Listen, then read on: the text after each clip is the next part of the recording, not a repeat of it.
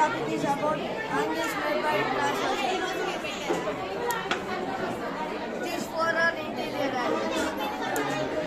These four are exterior angles. These two are alternative interior angles. Angle 6 and angle 4 are one pair of alternative interior angles. Angle 3 and angle 5 are one pair of alternative interior angles. Alternative exterior angles. Angle 7 and angle 1 are one of the pair of alternative exterior angles.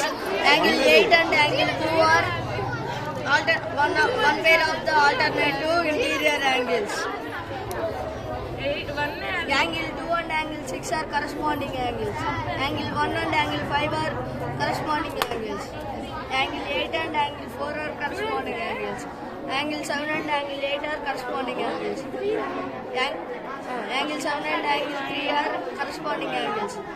Angle 1 and angle 3 are vertically opposite.